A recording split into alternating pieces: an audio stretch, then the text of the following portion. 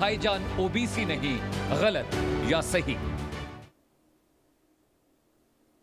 तो चलिए शुरू करते हैं। आंकड़े हमारे, फैसला आपका। आरक्षण भारत का सबसे संवेदनशील और अहम मुद्दा है, लेकिन जब बात धर्म के आरक्षण पर, अधर्म के आधार पर आरक्षण की होती है तो यह मुद्दा और भी गर्म हो जाता है। ओबीसी आरक्षण का मूल मकसद क्या है? मकसद यह है कि समाज और पढ़ाई में पिछड़े वर्गों को फायदा पहुंचाना। लेकिन अब कुछ राज्यों में मुस्लिम समुदाय की ओबीसी सूची में शामिल करके जो आरक्षण दिया जा रहा है उसका मुद्दा संसद में गर्मा गया। बीजेपी ने यह मुद्दा संसद में उठाया है। यह कहा है कि ओबीसी वर्ग से मुस्लिमों को बाहर किया जाए, जो उनको आरक्षण मिलता है। धर्म बनाम हक की यह लड़ाई सिर्फ कानून का सवाल नहीं है, बल्कि राजनीति और समाज की दिशा को भी प्रभावित करती है। असल में भारत की राजनीति में यही वोट बैंक तय करता है कि सत्ता किसके हाथ में आएगी, और इतनी जरूरत और ताकत के कारण ही ओबीसी को लेकर विवाद भी हमेशा गरमाया रहता है। हर पार्टी इसे साधने की कोशिश में नई नई चालें अपनाती रहती हैं। कभी धर्म का रंग भरकर, तो कभी विकास और हक का दिखावा कर कर। कुछ लोग कहते हैं कि धर्म के आधार पर आरक्षण देने से अल्पसंख्यक समुदाय को बराबरी के अवसर मिलेंगे, तो कुछ का कहना है कि इसमें असली पिछड़े वर्गों का हक छिनता है, और यह संविधान की भावना के खिलाफ। जैसे ही यह मुद्दा संसद में आया तो हंगामा मच गया। विपक्ष ने विरोध जताया और सदन से वॉकआउट कर दिया। अब सवाल उठता है कि क्या धर्म के आधार पर आरक्षण सही है, या फिर इसका असली मकसद केवल जरूरतमंद और पिछड़े लोगों को लाभ पहुंचाना है। आज चर्चा हम इसी मुद्दे पर करेंगे। एक सर्वे किया है, वो भी आपको दिखाएंगे, लेकिन सबसे पहले समझ लीजिए कि आज विवाद खड़ा किस मुद्दे पर था। असल में संसद में ओबीसी आरक्षण पर बवाल मचा। ओबीसी से भाईजान को बाहर करो, यह संसद में आवाज उठाई गई। यानी कि धर्म वर्सेस हक की सियासत संसद में आज जोरदार तरीके से उठाई गई। राजनीति के खेल में यह पूरा सवाल अब उलझ गया है, और मुस्लिमों को आरक्षण जो दिया जाता है, उस मुस्लिमों को ओबीसी आरक्षण से बाहर किया जाना चाहिए, यह बात हुई। अब सबसे बड़ा सवाल है कि धर्म के आधार पर क्या वाकई आरक्षण देना एक विवाद का विषय है? तो सबसे पहले हम बात करते हैं कि आखिर मुद्दा क्या है जिस पर विवाद उठा। आपको बता दें कि राज्यसभा में जब भारतीय जनता पार्टी के सांसद के लक्ष्मण ने ओबीसी से मुस्लिम समुदाय को बाहर किए जाने का मुद्दा उठाया, तो इस मुद्दे पर विपक्षी दलों ने कड़ा विरोध जताया। विवाद बढ़ने के बाद विपक्ष ने सदन से वॉकआउट भी कर दिया। तमाम जो विपक्षी पार्टी थी उन्होंने सदन से वॉकआउट कर दिया। संसद में ओबीसी आरक्षण को लेकर बड़ा राजनीतिक विवाद हुआ, और ओबीसी से मुस्लिम समुदाय को बाहर करने की मांग उठाई गई। क्यों? आरक्षण धर्म नहीं, बल्कि सामाजिक और शैक्षणिक पिछड़ेपन पर होना चाहिए। यह बात भारतीय जनता पार्टी और उनके सांसदों ने कही। उन्होंने कहा कि कुछ राज्यों में धर्म के आधार पर ओबीसी आरक्षण का दुरुपयोग हो रहा है। मुस्लिम ओबीसी में जो वास्तविक हैं, पिछड़े वर्ग प्रभावित होते हैं। और विपक्ष ने यह भी कहा है कि यह जो बयान दिया जा रहा है, यह बयान सिर्फ राजनीति से जोड़कर दिया जा रहा है। असल में यह बयान, यह मांग विभाजनकारी है और समाज में विभेद पैदा करती है। और इस मसले पर अलग अलग राजनीतिक पार्टी के राजनेताओं के बयान भी आए हैं। वो क्या कहते हैं, एक बार सुन लीजिए। OBCs, Muslims are enjoying, sir. Sir, I humbly request the government to order a comprehensive review of such religion-based reservations. Our policy must focus on social and educational backward, not on religious identity alone. Only then can we protect the true spirit of social justice and ensure the benefits reach the most genuinely capable of society, sir. Because Dr. Babasaheb Ambedkar has clearly mentioned reservation cannot be on the name of religion. Communal reservation cannot be entertained because the the OBCs who are really, they are representing the section. I urge upon the government to react on this, sir. कहूंगा basically जो प्रमोद तिवारी जी ने कहा, इनको basic ना संविधान की समझ है ना बैकवर्ड क्लास कमीशन की समझ है।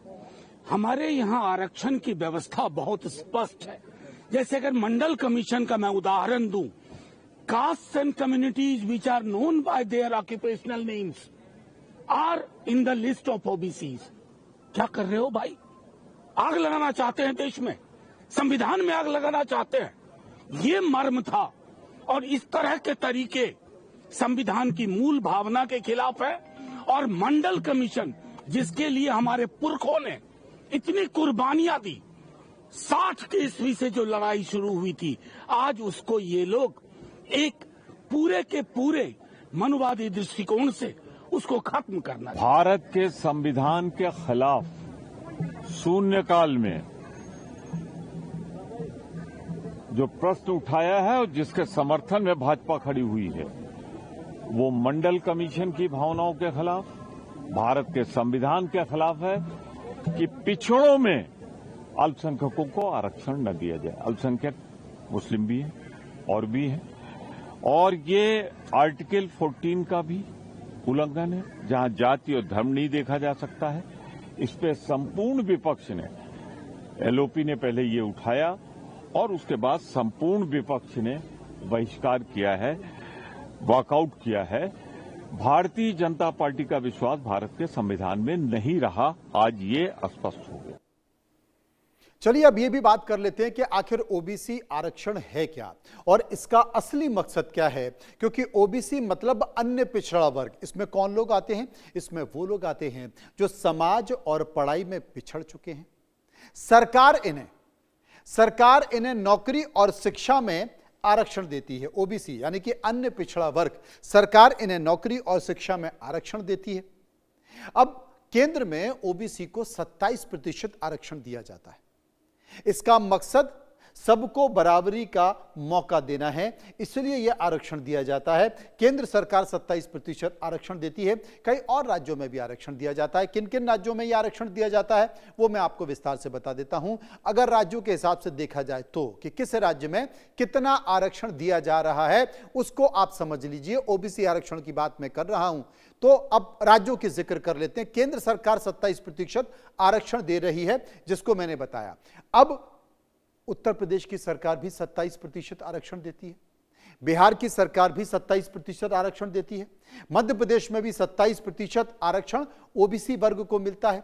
गुजरात में 27% आरक्षण मिलता है। कर्नाटक में भी 27% आरक्षण मिलता है। महाराष्ट्र में 19% आरक्षण मिलता है। राजस्थान में 21% आरक्षण मिलता है और 5% आरक्षण जो अति पिछड़ा वर्ग है उसको मिलता है। यह पूरी फहरिस्त है आपके सामने कि किस राज्य को कितना। केरल में 30%, पश्चिम बंगाल में 17% आरक्षण दिया जाता है ओबीसी और ओबीसी को मिलाकर। तो ये पूरा तमाम राज्यों की जो फहरिस्त है कि किस राज्य में कितने ओबीसी को कितने % आरक्षण मिलता है। लेकिन अब ये जान लीजिए कि जो ओबीसी है, अन्य पिछड़ा वर्ग, किस राज्य में कितने मुसलमान हैं, जिसको लेकर मुद्दा बनाया जा रहा है। क्या पश्चिम बंगाल में विधानसभा चुनाव हैं, इसलिए भारतीय जनता पार्टी के सांसद ने यह मुद्दा उठाने की कोशिश की? क्योंकि पश्चिम बंगाल में सबसे ज्यादा 70 से 80% पिछड़ा वर्ग में शामिल मुसलमान हैं। यह आप समझिए, इसलिए क्या यह मुद्दा उठाने की कोशिश की जा रही?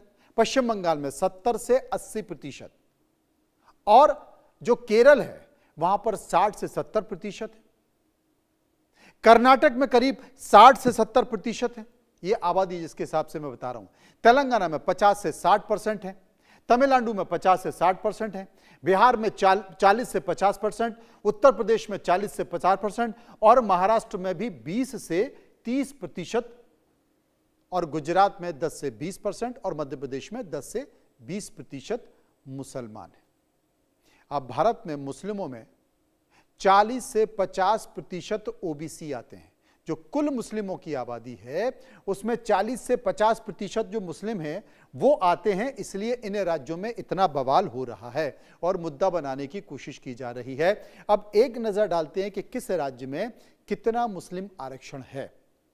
क्योंकि इसलिए यह मुद्दा अहम हो जाता है क्योंकि 5 राज्यों में चुनाव चल रहे हैं। कर्नाटक में जो मुस्लिम हैं, ओबीसी कैटेगरी में आते हैं, वो करीब 4% आरक्षण पाते हैं। केरल मुस्लिम जो समुदाय आता है, SEBC ओबीसी में आता है, वो करीब 8% आरक्षण पाता है। तमिलनाडु में हम चलें तो जो बीसी कैटेगरी में मुस्लिम आते हैं, वो बैकवर्ड कास्ट में आते हैं, वो करीब 3.5% आरक्षण पाते हैं, जो सब कोटा है। तेलंगाना में मुस्लिमों को 4% आरक्षण मिलता है। आंध्र प्रदेश में मुस्लिमों को 4% आरक्षण मिलता है। और पश्चिम बंगाल में कई मुस्लिम जातियां जो कि ओबीसी हैं, ए और बी कैटेगरी में शामिल हैं, वो अलग अलग परसेंटेज के हिसाब से उनको आरक्षण मिलता है। इसलिए ये पूरा विवाद हो रहा है, इसलिए उठाया गया। विपक्षी पार्टियों ने कहा कि जो संविधान की मूल अवधारणा है, उस धारणा के खिलाफ, अवधारणा के खिलाफ ये पूरा बयान दिया जा रहा है, जो कि एक संघर्ष का प्रतीक है और उस संघर्ष को भुलाने की कोशिश की जा रही है। अब उन सभी विवादों पर नजर डालते हैं कि आरक्षण को लेकर कब कब विवाद रहा और उसकी वजह क्या रही, क्योंकि यह राजनीति का यूरिया भी है। जब राजनीति की फसल होती है तो उसमें आरक्षण का यूरिया डाला जाता है, जिससे फसल लहलहाने लगे। ऐसे बहुत से आंदोलन हैं जो राजनीति में जिन्होंने यूरिया का काम किया है। मंडल कमीशन, मंडल आयोग 1990, आपको याद होगा, बड़ा विवाद हुआ। ओबीसी को 27% आरक्षण मिला। विवाद क्या था? मेरिट पर असर पड़ेगा।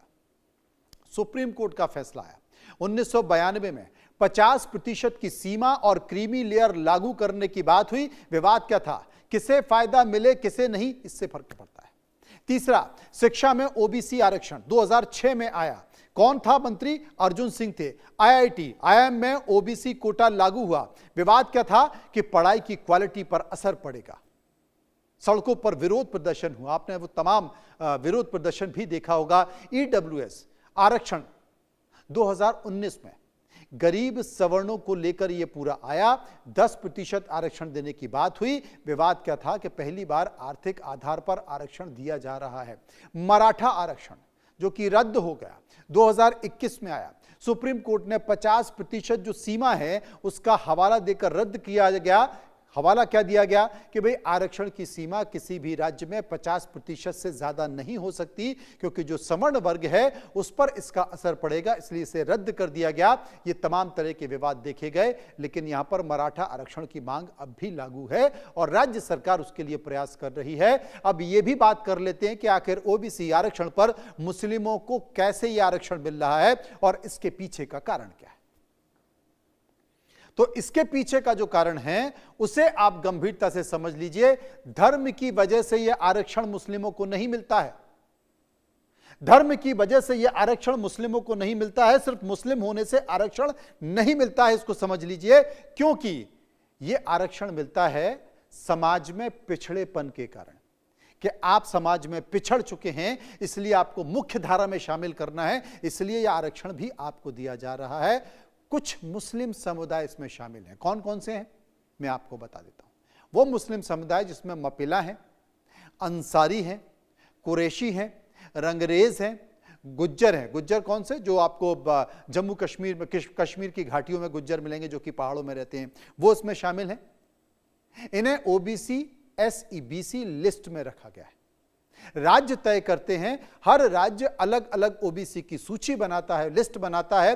जैसे कर्नाटक, केरल, तमिलनाडु, तेलंगाना, पश्चिम बंगाल ने अपनी लिस्ट बनाई है। कितना आरक्षण मिलता है अलग अलग राज्यों में यह मिलता है। कर्नाटक में 4% आरक्षण, केरल में 8%, तेलंगाना में 4%। विवाद क्यों है? इससे असल पिछड़े लोगों का हक प्रभावित होता है, यह मांग संसद में उठाई गई। इसलिए धर्म बनाम पिछड़ेपन की बहस हो रही है और मांग भी यह उठा रही है।